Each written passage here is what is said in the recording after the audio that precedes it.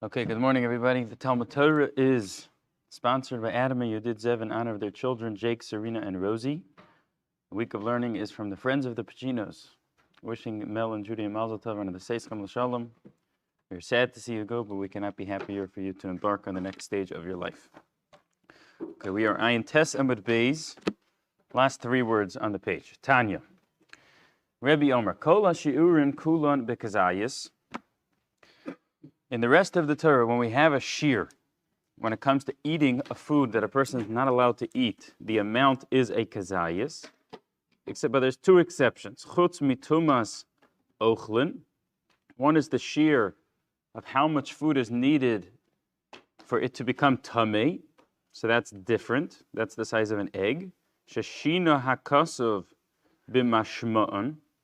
The Bryce is telling us that since the Torah there wrote it differently, Vishinu chachamim b'shi'urim. And the chachamim picked up that the Torah wrote it differently and therefore understood that there's a different shear for tumas ochlin. So that's one exception. The raya l'davar, and the Bryce says, and I'll prove it to you, Yom HaKippurim. Because the same thing we found by Yom HaKippurim, that the pasuk wrote it differently. It said asher lo se'una, a person who didn't afflict himself. And we learned in the Mishnah that the shear, the amount to be chayev for Yom Kippur, is not a kezayis. The shear is koseves hagasa, right? A big fig. And we had a machlokas yesterday. Is that less than the size of an egg or more than the size of an egg? But the Bryce is telling us that normally the shear is kezayis. There's two exceptions. One is tumas ochlin, how much food is necessary for it to be makabel tuma. And the second thing, the Bryce is saying, my proof to that, it sounds like it's more basic by Yom Kippur. My proof to that is by Yom Kippur, that the shear is koseves hagasa. My shina hakasav b'mashmon. What does it mean by Yom Kippur that the pasuk wrote it differently? Because it said milo se'una. Because the pasuk didn't say don't eat on Yom Kippur, it said lo se'una. So since the pasuk wrote it differently, Chazal understood that it must be a different shear than the normal kazayis, and therefore they understood the shear is dependent on what the Gemara calls meisvei daite. We'll talk about it a little more later today. Some level of the person calmed down because he ate something. And again, that was the machlokas read yesterday. Is that a little less than an egg, a little more? Umay shina chachamim b'shi'urin koseves, that the shear by Yom Kippur is a koseves. Umay raya l'davar Yom HaKippurim. So the Bryce said that there's two places in the Chumash where the Torah wrote it differently, and therefore Chazal understood a different shear. And it said, that's the pshat by tumas ochlin. I'll prove it to you Yom Kippur. So the Gemara is asking, if you say you'll prove it to me from Yom Kippur, it sounds like Yom Kippur is more basic. It's more basic that by Yom Kippur, that since it wrote it differently, it has a different shear. Why is that more basic? Di'ime hasam, if it was just the pasuk by tumas ochlin, food becoming tamei hava mina orcha dekrohu. I would have said the same way in that pasuk.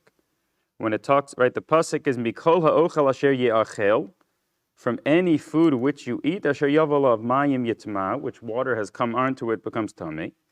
And then the end of the pasuk says kol mashke asher yishaseh b'chol kli yitma, and any liquid which you drink. So the Gemara is going to make a diak. Mikol ha'ochel asher ye'achel doesn't just mean any food you eat. It really means it's going to define the size of the food.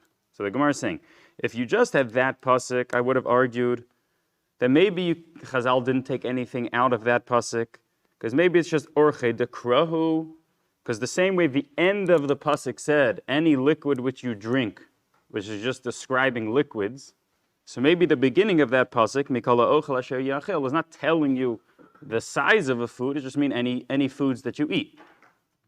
So if it was just from tumas ochlin that I see in the Mishnah is that there's a shear called the size of an egg, the Gemara is saying, I wouldn't have known that's because Chazal read the pasuk and noticed that the pasuk said it differently, because I would have said maybe that's the normal way the pasuk writes it there. Haraya, the end of the pasuk, when it talks about liquid, said the same thing.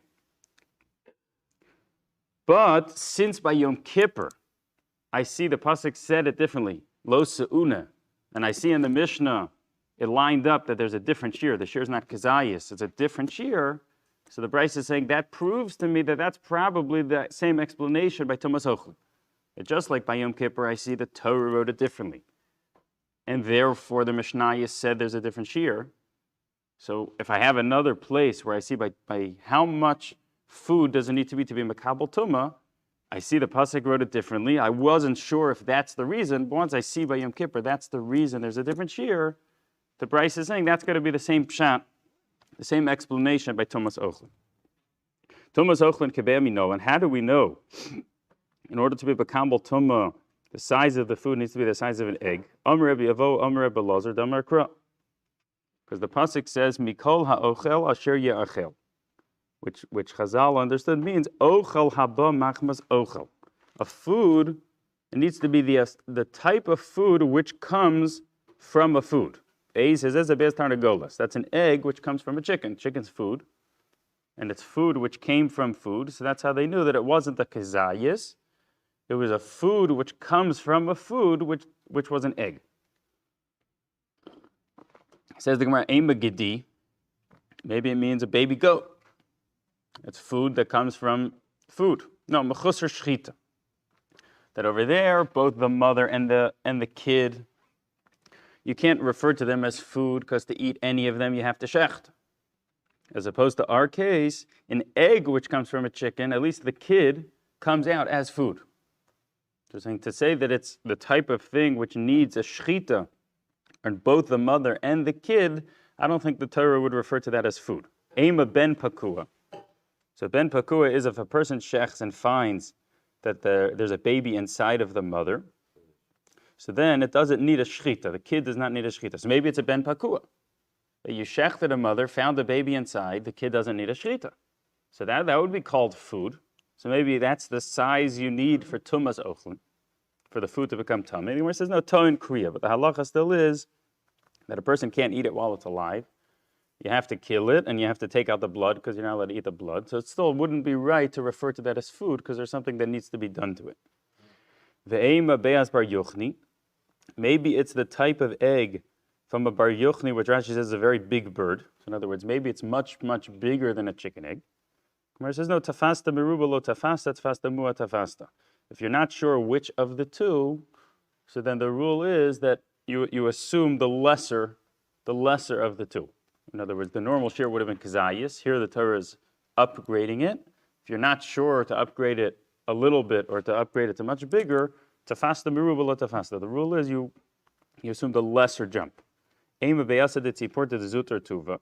So maybe it's the egg of a type of bird which is even smaller. Okay, so the Gemara is saying you can't fully answer the question because if I would ask you maybe it's a smaller type of egg, so then you don't have an answer to that question. So Rabbi Avo himself said a different explanation. What's the source that how much food, what size of food is necessary to be makabel tumah? He said, it means food which a person could eat at once, meaning one big swallow, that a person's throat cannot hold more than the size of a chicken egg. So that's how they understood that the shear, the amount necessary to be makabel tumah by food, was the size of a chicken egg. Okay, about 15 lines down on Peyamid Aleph. Omer Rebbe Elazar, ha'ochel chelev b'zman hazeh, tzarech sheyichtov lo shir. A person who ate chelev, or something which is obligated in a carbon, nowadays, he shouldn't just write, right? So a person has to bring a carbon. We don't have a Beis HaMikdash. So a person should take notes. So the Gemara is saying he shouldn't just write down, am chayiv, a carbon. I have to bring a carbon. He should write down how much he ate. Why should he write down how much he ate? Shema yavu bezdin acher v'yarbe b'shiurin. Because he has to be concerned that when the Beis HaMikdash is built, maybe a different bezdin is going to decide that there's a bigger shear, that the amount of kazayis is really bigger than he thought. So let's see how the Gemara deals with it. My yarbe b'shiurin. How do you read those words yarbe b'shiurin? I name it the mechayvi carbon. Akzayis katan. So the Gemara is suggesting maybe it means that the bezdin will come and make the sheer kazayis smaller. So in other words, it would be saying if a person eats something which is chayiv a carbon, don't just write down in your notes, I'm chayiv a carbon. Because then you're going to come when the Beis Hamikdash is built and start and bring a carbon, but maybe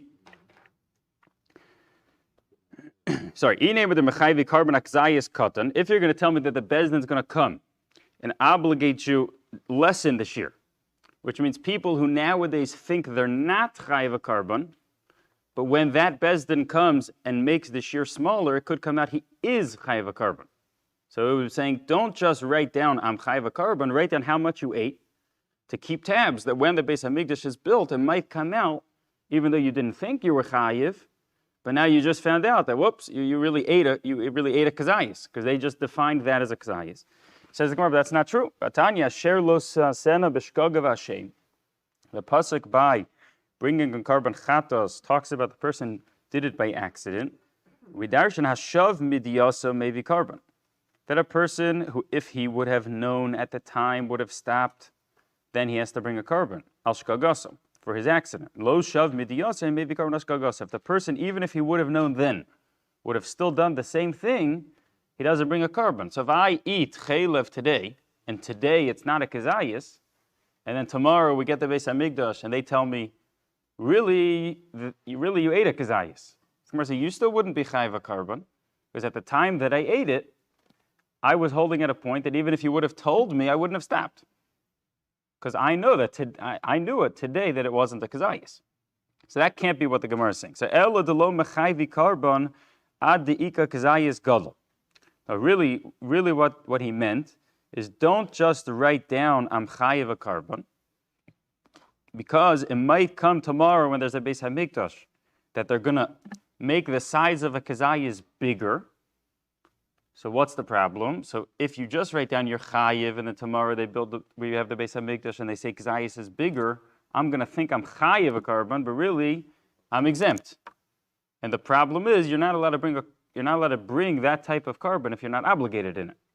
So therefore, says the Gemara, you should write down how much you ate, so that when the Beis Hamikdash is built, you'll be able to compare. If they change the shir kazayis, you have to make sure you're obligated even according to the new amount. There's a fascinating question I saw over here. So the Rashash was asked, when we eat matzah, or we eat any mitzvah which is a kazayis, why don't we have to eat more? Because maybe once the Beis Hamikdash is built, they're going to say kazayis is really bigger than we thought, and it turns out we never did all the mitzvahs. Okay, so the Rashash is a fascinating thing. He says that if today it's a kazayis, so then you fulfilled the mitzvah of eating matzah. All the Gemara is saying is, if when the Beis Hamikdash is built, right, I'm not bringing a carbon today, I'm bringing a carbon then. So if when the Beis Hamikdash is built and I'm ready to bring my carbon, and on that day they paskin, they decide kazayis is really bigger than I thought, then for me to bring it on that day would be a problem. But as long as I'm holding today, and my Rav tells me today that's a kazayis, so then that's fine. So I don't have to say, eat today more than a kazayis, because maybe tomorrow the Bezdin will say kazayis is bigger. All the Gemara is saying is that if tomorrow, when I'm going to bring my carbon, tomorrow, kazayis is bigger, then it could come out a potential problem. Okay. Says the Gemara, Lamai desalak adaite miikar de mechayvi carbon a kazayis katan. Says the Gemara, the way you originally suggested to read it is that maybe they'll really make the shir kazayis smaller. Ma yarbe b'shiurin. So his words were, you have to be concerned that they'll be marbe, they'll increase the shir. So we came out, it really means maybe they'll increase the shir. The Gemara is challenging, you originally suggested to read it as maybe they'll decrease the shir. So how did you read the words if he said maybe they'll increase the shir? So the Gemara says, no, we would read it as Shem yarbe bikarbonus, maybe they'll increase the amount of people having to bring a carbon because machmas shiurin, because they affected the shir by decreasing the shir. Okay, but we're coming out that it really means that a person should write down, don't just write down he's obligated, write down how much he ate in case they increase the shir and he'll really be exempt. Okay, Amr Rabbi Yochanan shiurin ve'onshen halacha l'moshe mesinai. The amounts a person needs to eat and the punishment a person gets are all halacha l'moshe mesinai. That means Torah Shabbal Peh. It's not in the Chumash, it's a Masorah that we have. Ask the Gemara, Onshin Michtav Ksivi. The punishments are written in the psukim. So why are you saying that's not in the Chumash? It's just Torah Shebal Peh. Shi'urin shalom shenalachim b'shem Sinai. He meant the measurements to get the punishment. That's not explicit in the Torah. That's Torah Shebal Peh, about how much a person needs to eat to get the punishment. Tanya nami hachi shi'urin shalom shenalachim b'shem Sinai. The Brisa says the measurements for the punishments, how much a person has to eat to get the punishment, is halacha l'Moshe Messinai. Acherim omrim bez dino shel yayvitz tiknum. The second opinion says that it wasn't from Har Sinai. It was a later takana. Yayvitz, Rashi says, was osniel ben knas. So it sounded like the Brisa was saying that the measurement wasn't true at Har Sinai. It was a later takana. Ask the Gemara, it can't be. Vaksiv eila hamitzvahs. We learned from the pasuk that a navi is not allowed to come change the halacha of the Torah. So it can't be that at Har Sinai there wasn't a shear and then it was a later takana, because a navi can't come and change one of the halachas of the Torah. What the Brisa meant, everyone agrees it was there by Har Sinai. What the Acherim are just saying is there was a point where people forgot it and they came and reinstituted the original halacha. Okay, so the Mishnah is at Ashosei Mali Lugmav. So yesterday we talked about what the amount for achila is, for eating. Now we're going to talk about what's the shear for drinking. So the Mishnah said, Ashosei Mali Lugmav Chayv. A person who drinks a Mali Lugmav is Chayv. Amr Yehuda Amr Shmalo Mali Lugmav Mamish. So Mali Lugmav would mean like a person filling up his whole mouth, both cheeks. So he's saying it doesn't, when the Mishnah says Mali Lugmav, it doesn't really mean that much. Ela kol she'ilu yisalkenu letzad echad v'yireh k'mali Lugmav. It means if a person fills up one cheek, a full cheek, and that appears like his mouth is very full, that's the shear to be chayiv for Yom Kippur. So in other words, he's making it a smaller amount than we would have said. Ask the Gemara v'anan t'na Mali Lugmav, but the Mishnah sounds like it really means Mali Lugmav. No, ema kim Mali Lugmav. The Mishnah means like a Mali Lugmav. Meisvei, says the Gemara, I'll challenge you from a Brisa, because the Brisa says, Kama yishtav yechayiv, how much does a person have to drink on Yom Kippur to be chayiv? Beishamai omrim revius. Beishamai says it's a revius. Beis Hillel omrim, this is the opinion we hold of, the Gemara is paying attention to. Beis Hillel omrim mole lugmav. Beis Hillel says mole lugmav, which would sound like filling up both cheeks. Rabbi Yehuda omrim mishum Rabbi Eliezer kim mole lugmav. And the third opinion says, like a Mali Lugmav. Rabbi Yehuda ben Beseira Omer Kedei Gemia, the amount to swallow. So again, the Mishnah would have sounded like Mali Lugmav, which is filling up both cheeks. Shmuel got up and said, I think the Mishnah means filling up one cheek. Asked the Gemara, Beis Hillel, so we asked from the Mishnah, and he said, I'll read it as like a Mali Lugmav. Didn't mean Mali Lugmav literally. So we asked from the Brisa that Beis Hillel says Mali Lugmav, and the next opinion said like a Mali Lugmav. So ask the Gemara from Beis Hillel, it sounds not like you, it sounds like Mali Lugmav. So the Gemara says, Mi adifa mi masnisen, do kimda kadei sheyireh. It's no more of a question than what I said on the Mishnah. You asked me from the Mishnah, and I said when it said Mali Lugmav, it means like a Mali Lugmav. So I'll say the same thing. When Beis Hillel said Mali Lugmav, they meant like a Mali Lugmav, one full cheekful. Hachanami Kadei Sheyir, I'll say the same thing in the Brisa. Ask the Gemara, it can't be. Ihachi Hainu Rebbe Eliezer. Because if when we read the Brisa, the third opinion said like a Mali Lugmav. So you can't say the second opinion also, when he said Mali Lugmav, meant Kim Mali Lugmav. It comes out the second and third opinion are saying the same thing. So that's why it's a stronger question. If I ask you from the Mishnah where there's just one opinion, you can tell me it means like a Mali Lugmav. But if I ask you from the Brisa, which the second opinion said the words Mali Lugmav, and the third opinion said like Mali Lugmav, so if you tell me the second opinion also meant like a Mali Lugmav, it comes out you just made the second and third opinion the same opinion. Gemara says, no, Ika beinayu Mali Lugmav dachuk. I'm telling you, both of them meant like a Mali Lugmav. They were disagreeing how full the cheek needs to be. So there's still two levels. He's saying both of them don't hold. It needs to be a full the full mouthful. They're both agreeing it's one cheek. They're having a disagreement how full that cheek needs to be. So the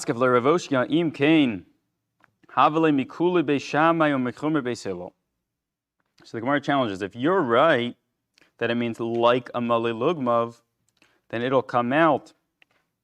It's a leniency of Beis Shammai, right? Beis Shammai said to be obligated, a person has to drink a revius. If Beis Hillel, when he says it, means like a mali lugmav, which is one cheekful, the Gemara is saying that's less than a revius.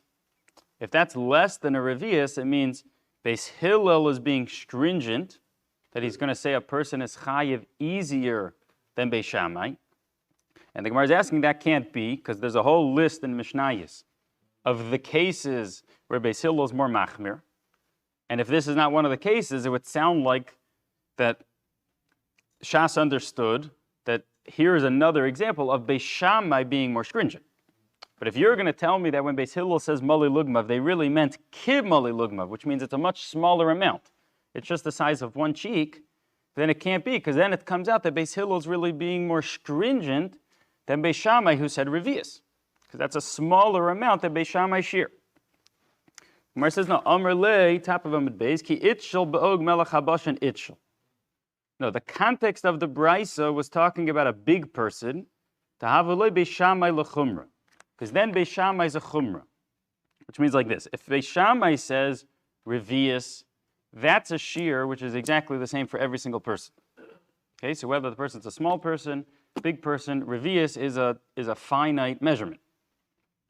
If you tell me kim mali lugmav, like the size of your cheek, that means it depends how big you are. Right? A person who's smaller is going to be less liquid than a person who's much bigger. So the Gemara is saying the context of the Brisa was talking about a big person. Beis Shammai was saying he's chayav for a revius.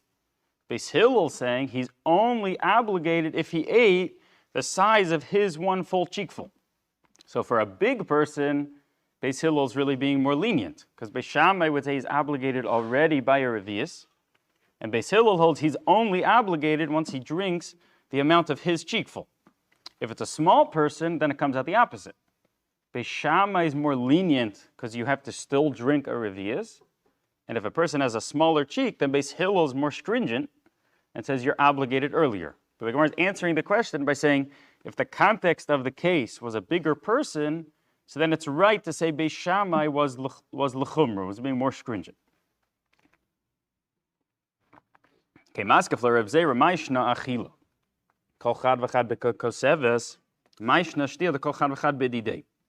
Rav Zera is saying it comes out an interesting thing. If we read the Mishnah, it said, how much does a person need to eat in order to be chayav for Yom Kippur? It said koseves.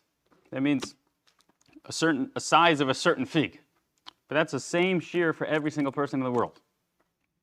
How much does a person need to drink? So our Mishnah said kib mali lugmav, which means the size of his cheek, of one cheekful. Now, we just said that depends on each and every person. So Rav Zera is asking, why is that? Why is it when it comes to eating, every single person has the exact same measurement? If you eat this much, you're chayiv. And when it comes to drinking, each person has his own measurement. Omer le Abaye said, "V'achila kimlu l'rabbanim mekekoseves, debachi meis v'daite, batzer mihachalo meis v'daite." Abaye says, right? We learned from the pasuk asher lo seuna, which means the shear, the amount for a person to be obligated for Yom Kippur is whatever is defined as not afflicting himself. Says Abaye, when it came to eating, Chazal understood that every single person is the same amount of shear. That if any person, whatever size, eats a koseves, that's called he didn't afflict himself, because a certain level of satisfaction he got from that. But b'shtia, b'didei meis v'daite, b'dechavi meis v'daite. When it came to drinking, their assessment is that each person's level of satisfaction is going to be dependent on the size of the person. So that's why when it comes to eating, every single person has the exact same shear. When it comes to drinking, each person has his own shear. It was one criteria for making the din, which was what's the definition of some level of satisfaction. The Gemara's words is meis v'daite. And when it came to eating, every person was the same. When it came to drinking, every person was different. So that's why by drinking, it's dependent on each person's size. Reb Zeir is asking, every single person, it would be the shear of a koseves, that size of the fig. And if he's a giant, it would be the same thing. So it makes sense that each person is going to be affected exactly the same, even dependent on his size. Abaye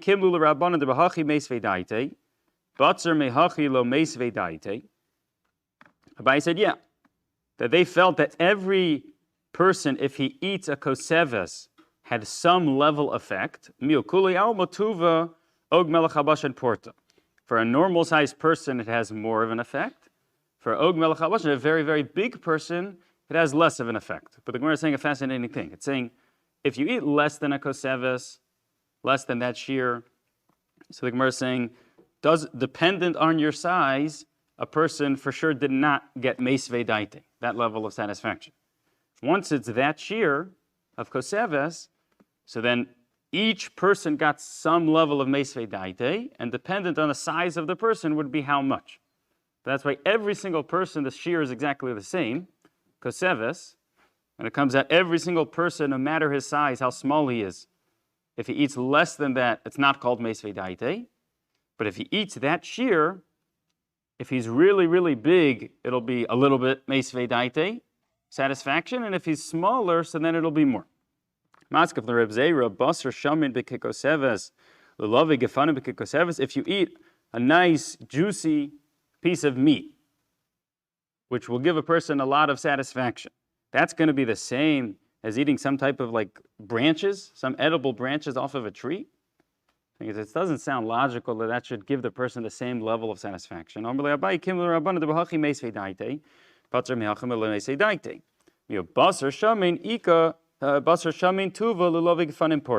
Spice has the same answer.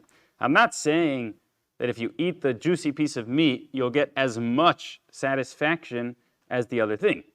All they're saying is that if you eat less than the shear, that's not called you got that level of satisfaction at all. If you ate a koseves, so then each food would give a person a satisfaction. How good the food is would give a person a different level of satisfaction. But the sheer koseva is not going to be dependent on the size of the person, and it's not going to be dependent on the type of food that he eats. That's what the Gemara just clarified. Maskefla Rava Kizayis B'Kdei Achilos Pras, that the Brisa says that if a person eats something where the shear, the amount to be chayiv is a kizayis, so he has to eat it within kidei achilas pras. Literally, it means like eating a piece of bread. It's a machlokas in the Rishonim. I mean, like the size of 3 eggs or the size of 4 eggs. So, like when we talk about shiurim and you hear different numbers thrown around, 4 minutes, 7 minutes, 9 minutes. That's all trying to define what's kidei achilas pras. So the Brisa says a kizayis. If a person eats something, which if he eats a kizayis of it, he's obligated, he has to eat it within kedei achilas pras, within that amount of time. V'koseves, and by Yom Kippur, b'kedei achilas pras, that a person needs to eat on Yom Kippur within the shear, within the measurement of kedei achilas pras, in order to be chayiv for Yom Kippur. So what Rav is asking is like this, that why is it, if a person eats a kizayis, so then let's just make up a number. Let's just say 7 minutes, just to make it easier. So if a person eats chaylev, something he's not allowed to eat, so he has to eat it within those 7 minutes. If he spreads it out over a half an hour, that's not defined that he ate a kizayis of chaylev. That's called he took a little bite and waited and took a little bite. Okay, so he has to eat the whole thing within the 7 minutes. And koseves, we learned yesterday, the amount for Yom Kippur is for sure bigger than a kazayis. Right? We had a machlok, is it a little less than an egg, a little more than an egg, but it's for sure bigger than a kazayis. But the Brisa said, to be obligated on Yom Kippur, you have to eat the whole bigger thing in the same 7 minutes. If you would eat it over a course of more than 7 minutes, let's say, so then you would not be obligated. So asks Rava, if when it comes to eating a little bit, the shear of defining eating it together is 7 minutes, so then shouldn't it follow that if you're eating a bigger thing, that shear should be expanded, should be a little bit bigger? In other words, why is it, when it comes to eating a kazayis, the amount of time you can eat it within to define it as one achila, 7 minutes. And when it comes to Yom Kippur, which you're eating more, it's the same 7 minutes. I would have thought that you should have more time to eat it because you're eating more food. So the Gemara says, Abai says the same answer. That since by Yom Kippur, the definition of eating and drinking is a person gets a certain level of meisvei daite, a certain level of satisfaction. He calmed down because he ate something. So therefore, in Chazal making the shir, they held it was the exact same thing, that it needs to be in those 7 minutes to be defined as meisvei daite. If a person eats it in more than that amount of time, as much as it's more food, but that's not called that he got that certain level of satisfaction. Maskef la Rava, Kizayas b'kdeachilos pras, chatzi pras b'kdeachilos pras. So Rav is asking his same question again, that when it comes to, he's asking from a different case, but it's basically the same question, that when you eat a kizayas, you have to eat it within that shear, let's say 7 minutes of kdeachilos pras. When it comes to chatzi pras, which is a shear given for if a person eats tamei foods to make his body tamei, so that shear is a chatzi pras, which is much, much bigger. Rashi says that's the size of like 2 big eggs. But still, the Brisa says it's the exact same shear. Person has to eat it within the 7 minutes.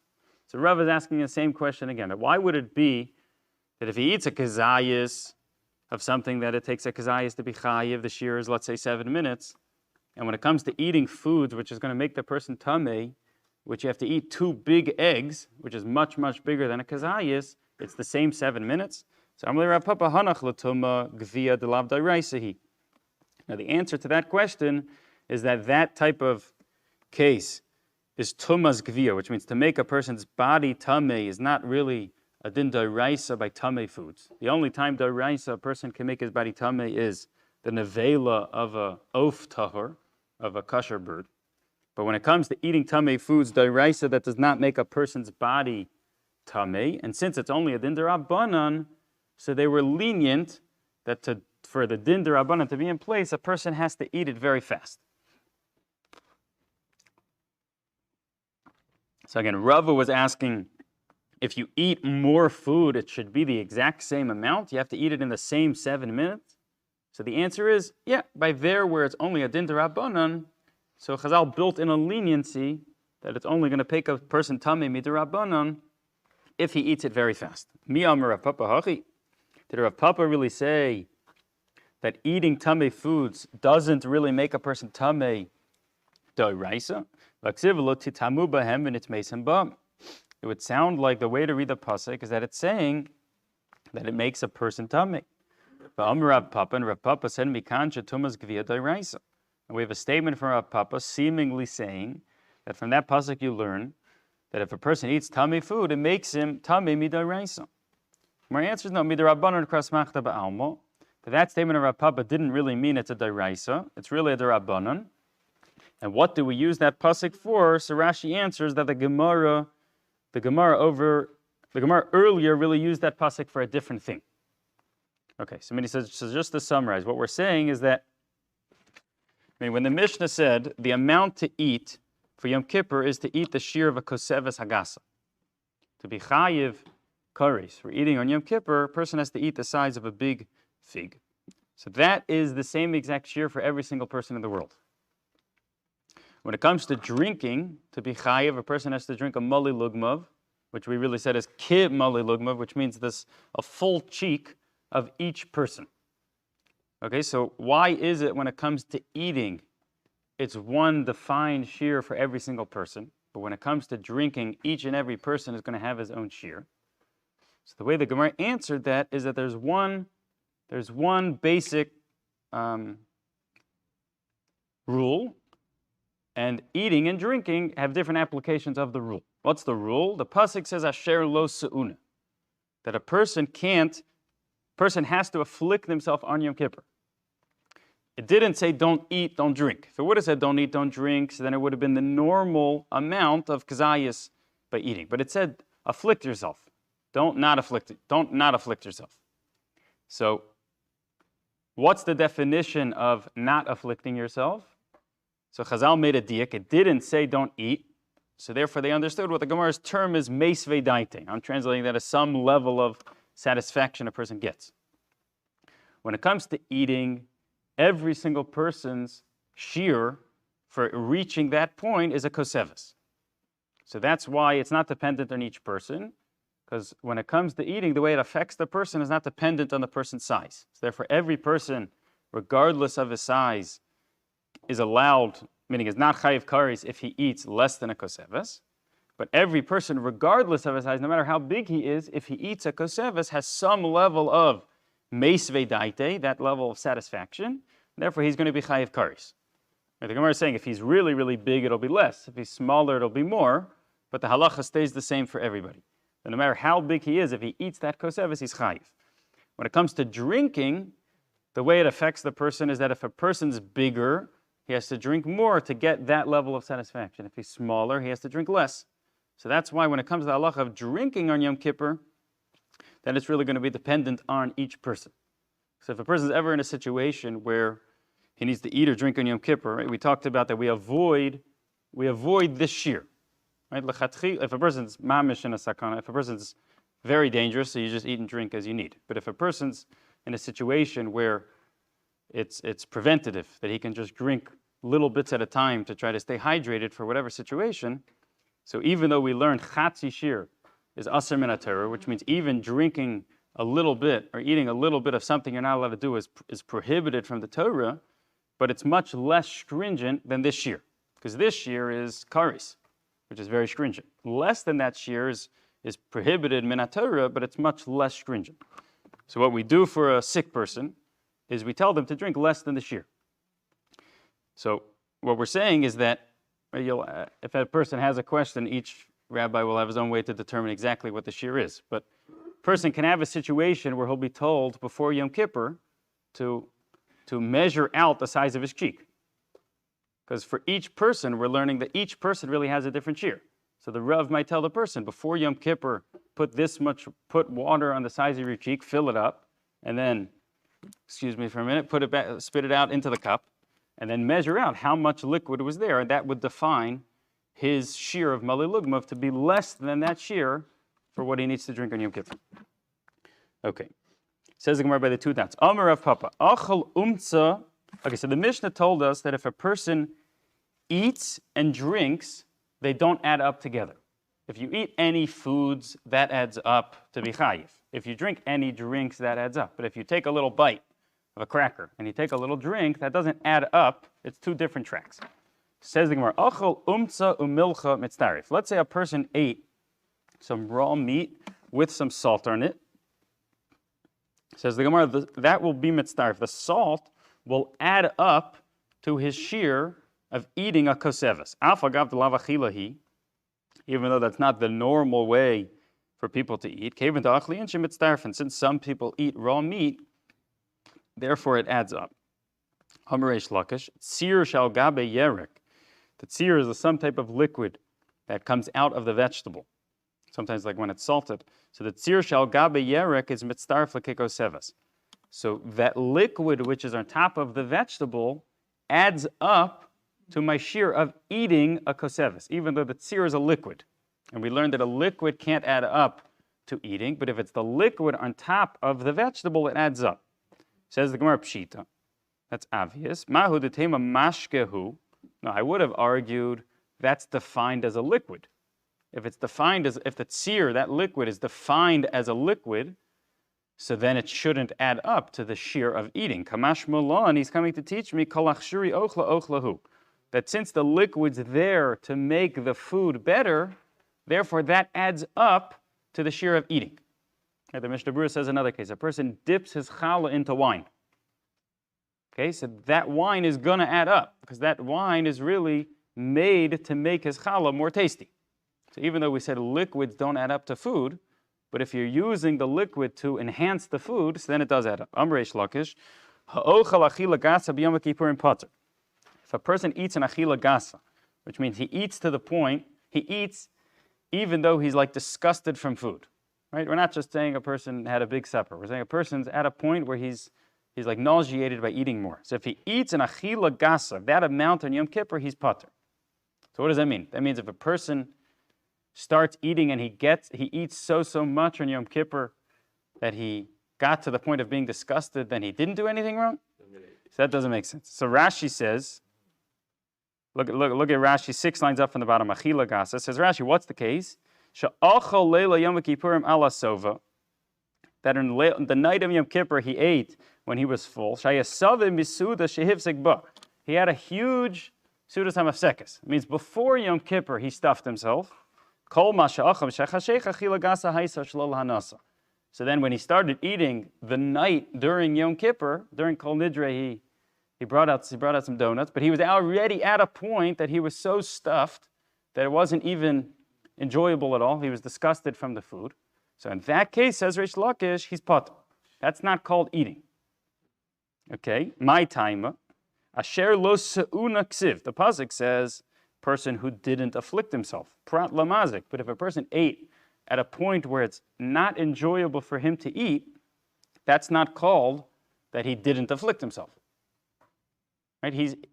Don't afflict yourself means if you go get benefit, you transgress the tzivui of then to afflict yourself. But if he ate at a point where it's disgusting to eat, so then Reish Lakish is saying that's not transgressing the asher lo se'una.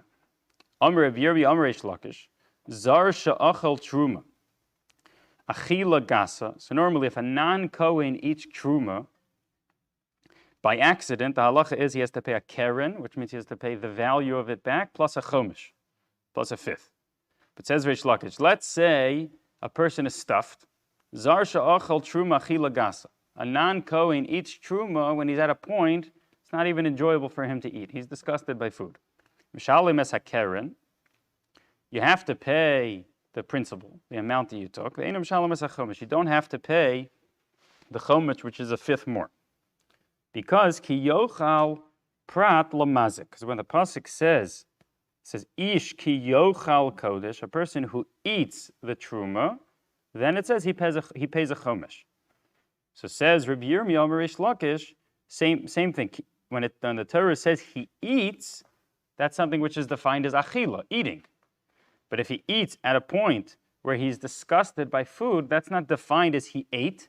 That's defined as he destroyed somebody else's thing. How did he destroy it? By eating it. But therefore, he's not obligated in the extra chomesh, which is learned out from that pasuk, but he does have to pay the basic, the value of the thing that he took. Okay, let's see one more line. Amr Rabbi Yirmi, Amr Rabbi Yochanan, zar shekose se'orin shel truma. A zar, a non-Kohen who ate, who was koses, which means that he just chewed on it. I mean, he ate something in a not normal way to eat it. Se'orim shel truma, barley of truma. Mishalim esaker mishalim esachomish. He has to pay the principal. He doesn't have to pay the chomish. Why not? Ki yochol prat lamazik. Because the pasuk says that he ate it to the exclusion of destroying it. And this is saying not that a person is so disgusted by food because he's so full. This one's saying that if he ate it in a way which is such a strange way to eat, it's not called derech achila. It's such a strange way to eat. So then it's not defined as he ate it, and therefore he's also exempt from that extra chiyuv, that extra obligation of the chomish. Okay, we'll stop over here.